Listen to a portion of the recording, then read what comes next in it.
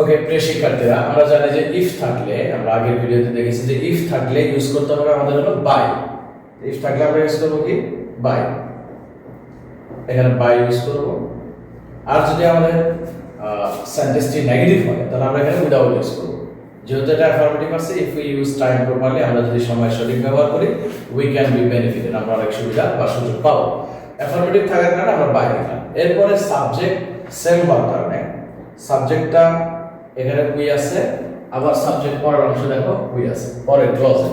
যেহেতু দুটো subject same, তো আমরা সিম্পল সেন্টেন্স সাবজেক্ট সেম হওয়ার কারণে এটা না লিখলে আমাদের চলবে। এরপর আমরা ভার্বটা ইউজ করব। তো আমরা যদি ভার্বটা ইউজ করি, ভার্ব আছে ইউজ, আমরা জানি যে প্রিপজিশন বাই এর পরে আমরা ভার্বের সাথে আইএনজি যুক্ত করব।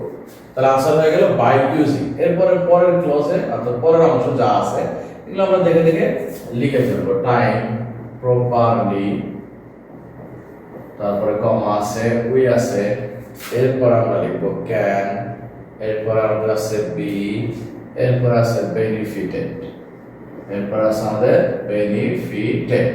এতো তো আশা করি বিষয়টি ক্লিয়ার। আমরা এবার যাব পরের সেন্টেন্স। ওকে, আমরা